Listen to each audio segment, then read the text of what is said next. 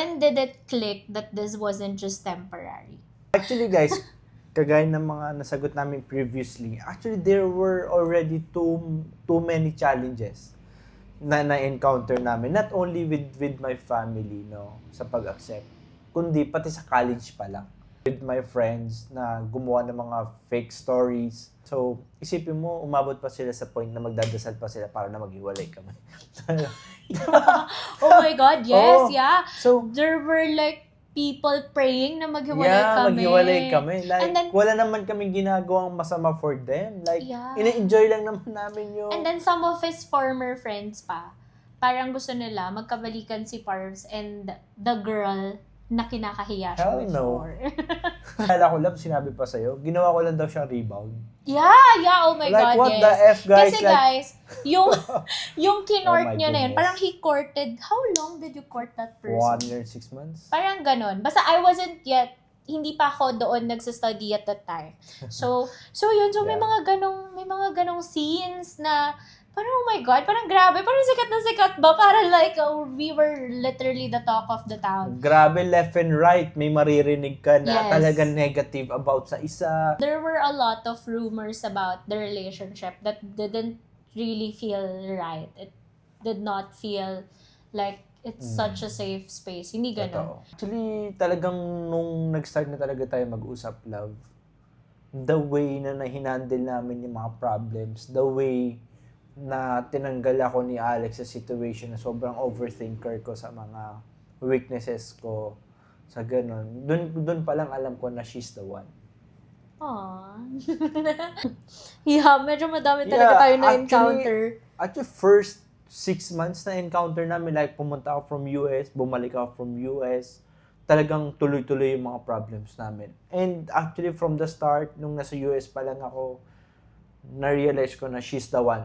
Kasi yung previous na niligawan ko, para talagang, laki ng difference ng pag-uusap namin eh. The level of care, the level of understanding, the level of love, then the level of understanding and motivation na nakuha ko talaga kay Alex. That's the point na na-realize ko na she's the one. And sa sobrang honest mo, and sa lahat na maling ginagawa ko, she really guided me to make me better man, no? Yeah. So early stages. Early stage yeah. pa lang. Like, within 6 months na-realize ko na she's the one talaga. I feel like that's also the case for me.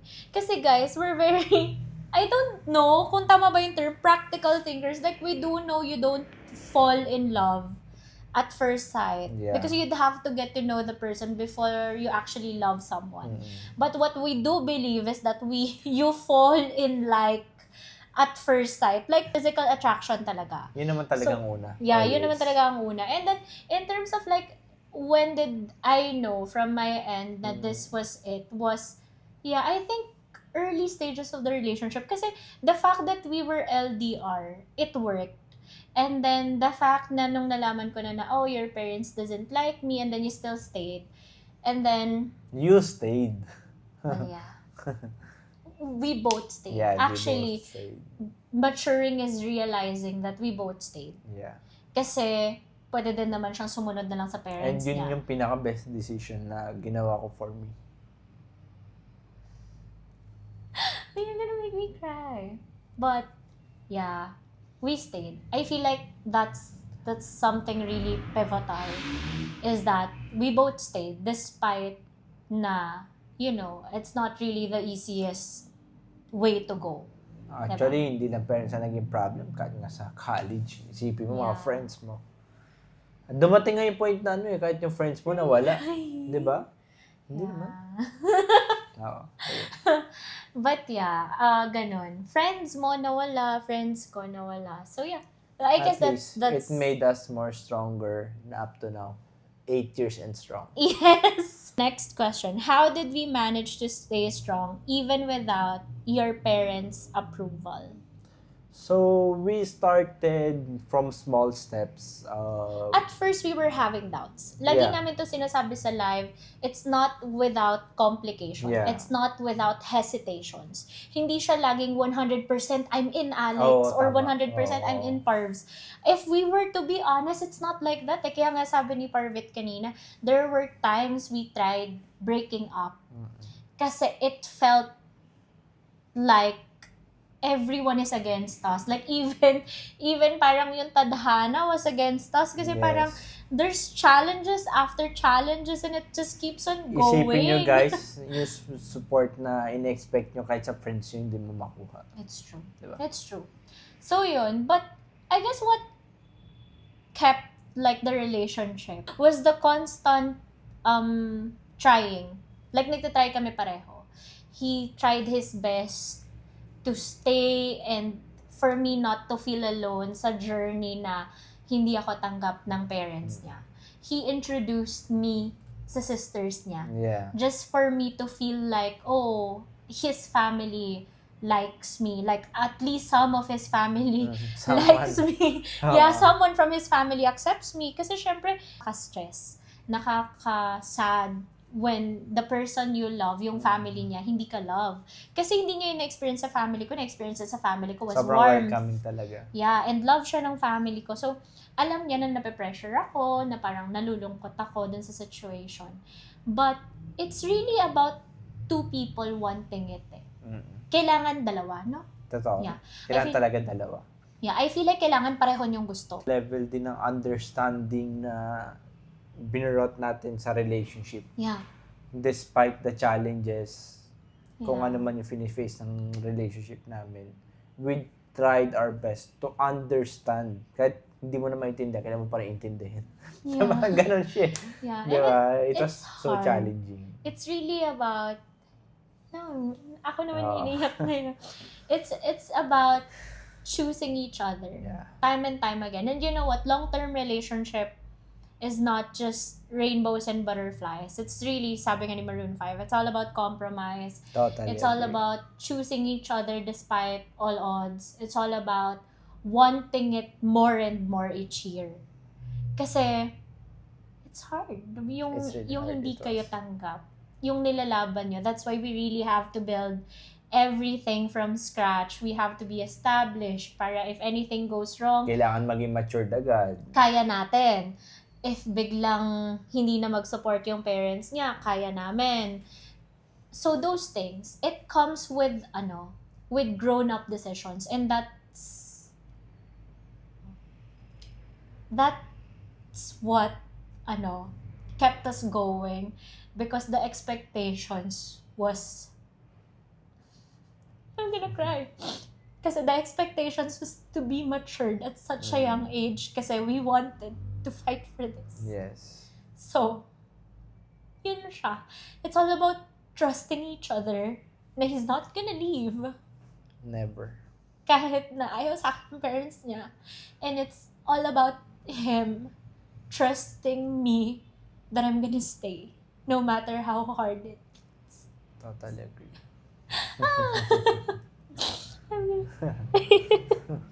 Oh my God, hindi naman. Grabe Hindi ang hirap gumawa nito. Sobrang, ngayon 8 years na napagdaanan namin. So ngayon, talagang na-appreciate namin na we really did made good decisions in Yes. past 8 years. That's why we're here 8 years and Yes, stronger. we're even filming this in our very own Yes. office, in our business. So, wala na kasi yung mga Yes. employees. So, pwede kami maggulo-gulo dito. But yeah, Mga mama, papapanood pala nila to. yeah. But it was about that. It was about having trust. Having the utmost trust. And understanding na lalong na-invest ni Alex. And I appreciate so much. Oh, you're gonna make me cry. Huwag naman. But yeah. Sabay na tayo. After 8 years together, how did we keep the relationship fun and alive? Punta naman tayo dun sa masasaya. Baka Yes, sa mga na-depress yung masasaya na mga, natatawa. yung mga nanonood. Kaya ginawa namin, ginit namin talaga namin siya, guys. So, I'll start. For me, Girls first. kasi laging fun. Let's give the reality. Let's Which bear is it all. yung nakwentuhan namin, hindi talaga siya fun. Yeah, hindi laging fun. And then, syempre sa 8 years, may familiarity. Yes. Parang habit na lang minsan. Makikilala nyo na talaga yung isa't isa eh. Yeah, yung kasulok-sulukan. Oh, like alam nyo na Alam talaga nyo na. pag ginawa mo ito, magagalit siya. Yes. Pero ginagawa niya pa rin. Yeah. But I think number 1 is we talked about it. Kasi Yes. nakita din naman namin sa relationship namin. Alam nyo guys, no relationship is perfect. Even ours. Far from perfect. Ang daming defect. But, nung napansin na namin na parang ano na lang, parang routine na lang to. Parang, bakit ganun? Parang wala na spark. Fireworks yun. Spark. But, the first thing we did was we talked about it. We like talking. I like talking. Nag-usap kami, and then, he gave solutions. In fairness naman, maganda yung solutions niya. So, we started going out on dates more. Kasi pagka long term na kayo, sometimes sapat na sa inyo yung bahay-bahay, no? Yes, and we started na to include some activities na rin. Yes. Alam nyo guys, hindi pala dapat okay lang yon. Kasi dumating kami sa phase na parang, hindi na tayo lumabas, bahay na lang tayo. So we would bond syempre sa bahay namin kasi nga hindi nga pwede sa kanila. So parang ang pinaka-bond lang outside of bonding sa house was traveling. Pero kasi, pag traveling, we're okay. Kasi nandun yung hype na nasa ibang lugar. Nandun yung excitement of like, seeing the new country, diba? Experiencing the new culture and such.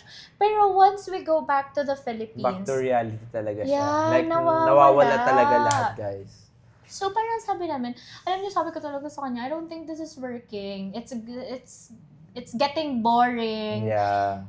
And then, parang wala na tayo excitement. Dumating na sa point, tinatanong ko siya, sabi ko, excited ka ba makita ako? Actually, nagtatanong na tayo ng mga ganong questions sa time. Then, yun nga guys, when we started realizing na parang somehow nagpa-fall yung relationship or we are feeling a little bit of bored sa isa't isa, we tried several methods na we would like to share with you. We would like to share with you. Like, we tried na incorporate some activities. Yeah, we did activities. Yes, we did activities like, and then,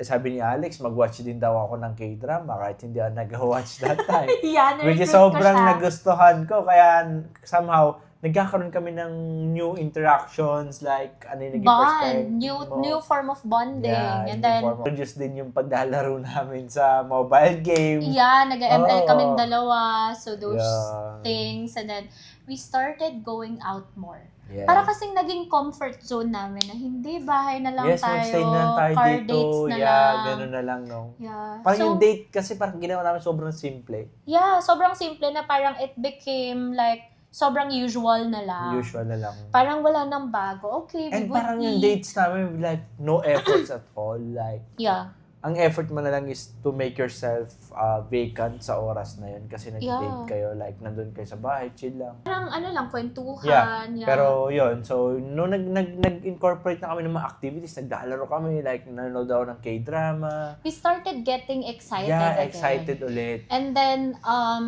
what else? We would do time zone. We would do arcades sa mall. And then, we started also watching movies sa cinema. Yes, kasi parang hindi kasi siya usual nung college. Before, parang nanonood naman kami, pero hindi naman siya ginawang type of like monthly or every other month type of thing. Talaga. Parang ginawa lang namin siya when we want like to watch a certain movie. Pero with this kasi parang we try to look na siguro maganda tong panoodin. Yes, tama. And then we started exploring more restaurants na parehong bago sa amin. Yes, kaya ako tumaboy kasi I mean tumaba kasi ang dami masasarap na restaurants. Totoo, we both gained na-introduce weight. ni Alex sa akin. And then we traveled more. As in. And then he even like went with me sa Taylor Swift concert. So that one is a plus. We started experiencing things together. Kasi the Eras Tour, yung first namin na concert together. And then, we also tried going to clubs. Surprisingly, guys, hindi kami nagka-club ni Parvs. Hindi talaga. So ako, before, I used to with my friends. Si Parvs din naman. Pero parang together sa relationship, hindi. So we started doing that around 2023? Yeah. 2024, mga ganun. Mga 23 to 24. We started going out to clubs and like hanging out with friends who were there to stay talaga with us. So, we discovered a lot of things. The first time I saw him drunk, the first time he saw me drunk. So, ang daming mga nangyari. And we realized na, oh, this is how to keep it fun. It's literally being curious and, you know, involving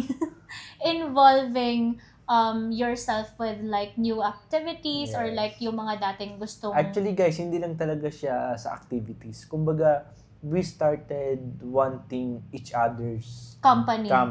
Like, Yeah. kung ano yung gusto ni Alex, inadapt ko. And kung ano yung gusto ni Parvs, inadapt ni Alex. Yeah, kasi like I watched him play football Oo. and then nagtry siya mag-boxing for him. Kasi before, hindi kami masyadong ma-activities tas Hindi nag-pandemic talaga, pa. oo. So, wala masyadong activities together. And then, of course, kasi I was working in corporate before, so iba talaga yung life. Like, hindi talaga kami laging together. And that's really a good thing kasi like ako, I can bond with my friends or I can do like a solo date. Same thing with him. He watch movies alone kasi I don't watch horror films. So, natuto siyang Actually, hindi manood na rin mag-isa. nanonood ng Ngayon, horror hindi ngayon. na masyado.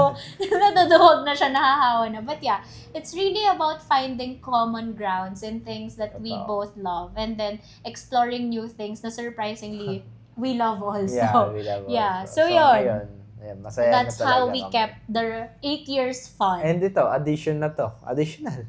Yeah! Oh my God! How can we forget about you Ito, additional, guys? guys. Interacting with you Yes. guys, doing TikToks with you. Alam mo, actually, I realized, this is such a good way Totoo. to document. Kasi, pagka nagka-babies tayo, they have something to watch, like how in love we were. Yes, totoo. So, yeah. And Nag-enjoy sobrang kami sa nag-enjoy TikTok. kami sa TikTok, especially whenever we go live, like Yeah. having an interaction with the viewers. Talagang sobrang nakapag-enjoy. Yeah, Also, it's very good. Alam nyo guys, not just TikTok, but documenting our Yeah. daily lives, showing you episodes of our lives. That's really fun. yeah. What's next for us to get accepted by his that's the right parents? word. But people kasi sometimes sa live, they think na hindi kami serious, like we don't wanna Yeah. get married kasi ang tagal na daw and such and such and such. Bata But, pa namin, guys. Yeah, ang bata pa namin. Actually, we have our goals, like yung mga gusto namin, like kung saan kami nag-shoot, this is our baby. Yes, this Na is our inalagaan business. namin, yung business namin. But yeah, we're still so young. Yeah, We we're do so have a business to run. We have our personal goals and our relationship, like couple goals, yung mga ganun. So, kasi ni Parvs yung type ng couple na we grow individually and we grow as a couple also. Totally So agree. we feel like we're still young. I know for Filipino culture and I think for Indian culture as well, this is old. But for us kasi there's still a lot of things that we want to do before getting married. But we do want to get married. Don't get us wrong. We do want to get married. May guest list na kami. We do have plans to get married. We do want to get married. But it's just that not now. Yeah. But definitely, syempre kasi from graduating college together, we were college sweethearts. From finding our own career path to having our own business together. So, the next step is to really, get married.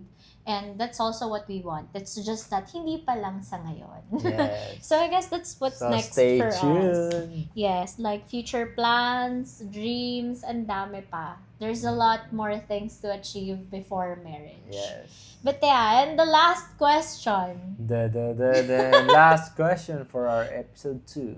Was there ever a time that your parents suggested arranged marriage? Yes, but stay tuned for episode 3 of Chai and Chica. Yes, guys. So yes, the simple answer to that is yes. But that will be on our next episode. But I guess, kasi this is already too long, diba? Yeah.